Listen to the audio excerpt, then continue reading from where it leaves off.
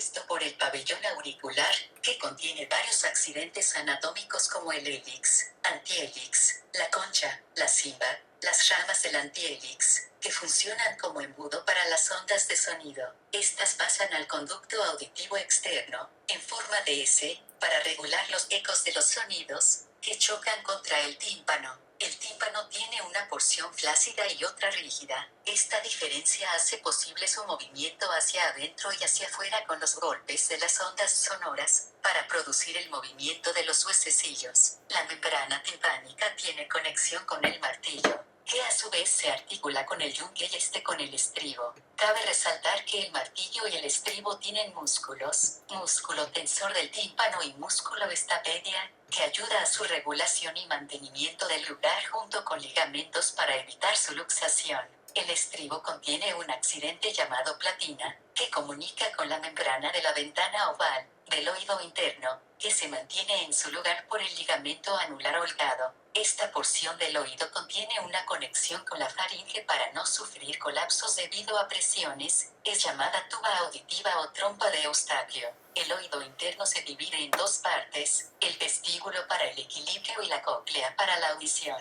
El oído interno tiene tres funciones. 1. Filtrar la señal sonora. 2. Transducción y 3. Generación de impulsos nerviosos. El laberinto óseo es una estructura inmersa pero separada del hueso temporal, que se divide en su parte coclear y su parte vestibular, nombres dados porque en su interior contiene un laberinto membranoso que también es dividido en coclear y vestibular. La cóclea es un conducto enrollado subdividido que se enrosca sobre sí 2 veces y 3/4, con una cúpula llamada modiolo, columela o helicotrema. De aquí, nace la rama coclear del nervio craneal número 8, vestíbulo coclear o estato acústico. La cóclea es la parte membranosa que se encuentra en la porción coclear, pero no abarca la totalidad del laberinto óseo, sino que, justo en medio, dando espacio a un conducto único, pero cambia al llegar al helicotrema. Esta cóclea también es llamado conducto coclear y está llena de líquido, la endolinfa, rica en iones potasio. Los espacios que deja el conducto coclear es uno inferior y otro superior. El inferior es llamado rampa timpánica, el superior es llamado rampa vestibular. Ambas, al ser una sola pero dispuestas de manera diferente, contienen un único fluido, llamado perilinfa, rica en iones sodio. El conducto coclear es separado por la rampa superior a través de la membrana vestibular, o de Meissner, tan delgada que su única función es el mantener en su lugar a la endolinfa, sin obstruir el paso de las ondas sonoras, y de la inferior por la lámina basilar. Esta última es más gruesa. En una sección de la cóclea, se distinguen 3 paredes, la superior es llamada membrana basilar, donde se asienta el órgano de Corti, llamado órgano espiral porque sigue el trayecto de la cóclea junto con sus 2 y 3/4 vueltas. La media es la capa de las fibras basilares, cuerdas acústicas, cortas, anchas y rígidas más cercana a la base y más delgadas, altas y menos rígidas cercana al modiolo. Por eso, las frecuencias altas se traducen en la base y las bajas en el helicotrema, y la inferior es la estría vascular. Los sonidos graves llegan al ápice, de 20 hercios. Los agudos se quedan en la base, hasta de 20.000 hercios. El órgano de Corti se compone de células receptoras, células de sostén, lámina reticular y membrana tectoria. Células de sostén, células de los pilares, sobre lámina basal. Hay externas e internas separadas por el túnel de Corti. Se junta con extremos apicales por lo que el túnel es triangular. Este túnel permite el eco exacto para hacer retumbar el sonido y hacerlo más nítido. Células falángicas, retapizando el túnel, en el pilar interno las falángicas internas y el externo, las externas. En cada una se asienta una célula ciliada externa. Células limitantes, entre las falángicas y el limbo espiral. Células receptoras, usan glutamato como neurotransmisor. Células internas, sobrefalángicas internas, tienen esterocilios para la generación del potencial eléctrico. No contactan con membrana tectoria, sino que están bañadas por endolinfa. Solo hay una hilera y varias terminaciones nerviosas empiezan en una sola célula interna. Células externas, sobrefalángicas externas, en la cúpula hay más. Tienen inervación eferente, para la retroalimentación de la corteza frente a los reflejos. Su función eferente es disminuir los impulsos de las células internas cuando hay un sonido muy fuerte. Lámina reticular. Zona de contacto de las membranas apicales de las células ciliadas con las de sostén. Para facilitar la unión intercelular y limitar el paso de endolinfa a los túneles del órgano. Membrana tectoria.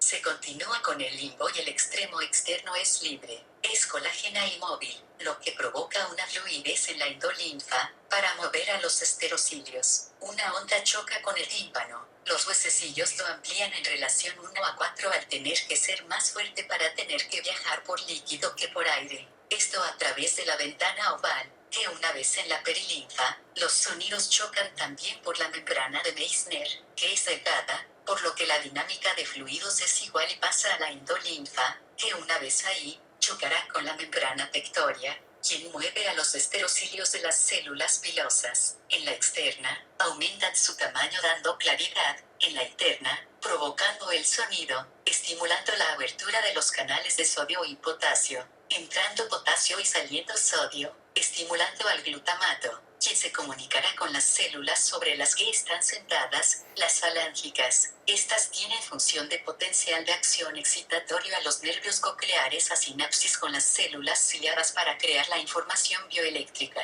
La activación de cierta región del órgano de Corti depende de qué tan grave es un sonido. Entre más grave, una zona más cercana al ápice de activará. Entre más agudo un sonido, una zona más cercana a la base de la ventana oval se activará. Esto se llama tonotopía, capacidad para captar una frecuencia en cierta área del órgano de Corti. Esto sucede porque la membrana vibra con más intensidad al ser un sonido agudo, estimulando más rápido, por ende, a las más cercanas. Lo contrario con los graves.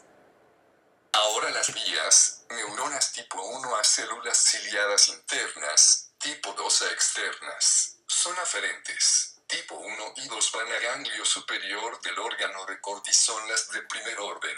Atraviesan los canalículos de la lámina espiral y membrana basilar para formar el ganglio. Las radiaciones del ganglio, junto con las demás radiaciones, componen a la parte coclear del nervio craneal 8. Se une al nervio vestibular para formar íntegro nervio craneal 8 y salir por conducto auditivo interno junto con nervio craneal 7. El NC8 penetra el tronco por el surco bulbopontino y hace sinapsis con neuronas segundo orden en los núcleos cocleares, en el bulbo junto al receso del cuarto ventrículo y lateral al pedúnculo inferior. Hay un núcleo dorsal y otro ventral a cada lado. Estos núcleos tienen tonotopía. Dependiendo de la frecuencia es a donde llegarán. Los del vértice llegarán a la superficie, los de la base a las profundidades. Los axones de las segundas neuronas se juntan para formar la proyección ascendente de la vía acústica. Esta proyección va un 40% al núcleo olivar superior ipsilateral, el 60% al lado contrario, misma ubicación.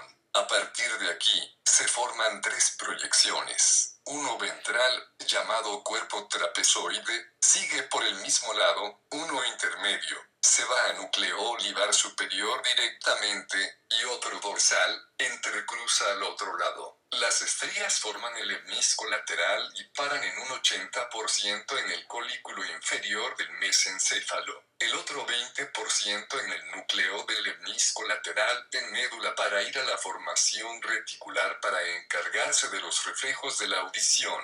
En el colículo, se diferencian, pues este tiene dos láminas, una dorsal y otra ventral. Las señales de las frecuencias bajas se van a la dorsal, las altas a la ventral. Aquí hay cruzamiento, por la comisura del colículo inferior. De aquí del colículo, alcanzan el núcleo del cuerpo geniculado medial, donde se hace paso a las referencias tonotópicas y hay sinapsis de potencial excitatorio, con las provenientes de la vista y sistema somatoestésico para recaudar información sobre todo el sistema y la situación. Del núcleo geniculado medial, se dirigen a la corteza en su lóbulo temporal, en la circunvolución superior, giros temporales transversos de este, localizada el área 22, 41 y 42 de Brodmann. La 41 y 42 22 forman el área primaria auditiva. Las frecuencias bajas se recaban en la parte anterior, las altas en la posterior.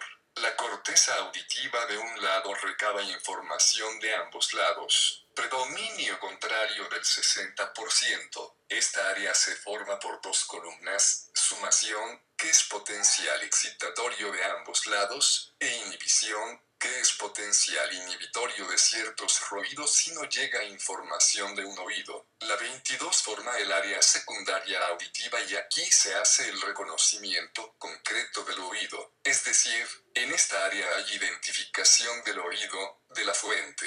El núcleo olivar superior, el trapezoide y en el hemnisco lateral son los núcleos intercalados de la vía acústica. Estos emplean dos mecanismos para ubicar el lugar de donde proviene el sonido. Diferencia de tiempo interaural, la diferencia de tiempo en que un sonido llega a un oído de lo que llega a otro. Diferencia de intensidad interaural. ¿Qué tan intenso fue de un lado que del otro? Obviamente que, si en uno fue más intenso, la fuente está en ese lado del espacio. Como estos núcleos intercalados están antes del colículo, mandan la información solamente ya procesada hacia el colículo, donde sigue la ruta ya mencionada. Debe protegerse de igual manera de los ruidos fuertes, por lo que hay mecanismos que lo ayudan. Estos son fibras eferentes. Se llama tracto olivococlear de Rasmussen que se incorporan al nervio 8 parte coclear a través de la rama comunicante coclear a nivel del conducto auditivo interno. Tiene dos neuronas, mediales y laterales. Las mediales inervan a las células ciliadas externas y las laterales a las internas. Emplean acetilcolina y tiene efecto inhibitorio sobre las ciliadas aumentando su rigidez para movimientos limitados y que las bombas de potasio no lleguen al umbral. Como resultado, no hay información que transmitir.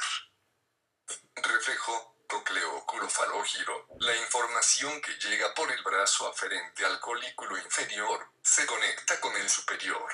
Juntos se dirigen al tracto tectoespinal y de ahí a los núcleos motores oculares y motoneuronas de los segmentos cervicales de la médula que movilizan al cuello. Se comunica con el nervios craneales 3, 4, 6 y 11. Reflejo osicular en los M del oído medio. En sonidos de baja frecuencia, se moviliza al músculo tensor del tímpano. Tensa la membrana al aplicar al martillo en ella y hunde la platina en la ventana oval para mejorar la audición. En frecuencia alta, desplaza lejos a la platina, para evitar daños en la cóclea. El músculo tensor del tímpano es inervado por el nervio craneal 5, el músculo del estribo por el nervio craneal 7. Por lo que hay ramos comunicantes de estos en el núcleo olivar superior.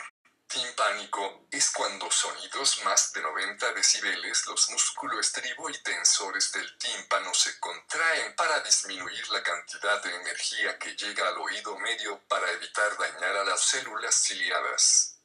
Medición del sonido. Funcionalmente se mide en decibeles. Esta unidad no son un punto exacto, sino se refiere a la cantidad de veces que es más fuerte un sonido que otro. Es una medida logarítmica y tiene como base 10 dB grande igual a 10 veces más intenso. Un susurro es de 10 decibelios. Una ola es de 40 decibelios. Aumento de intensidad, 30 decibelios. Significa que una ola se oye 1000 veces más fuerte que un susurro. Lo máximo audible es 160 decibelios. En 100 decibelios empiezan los malestares. En 120 decibelios hay dolor. De 160 para arriba son perjudiciales.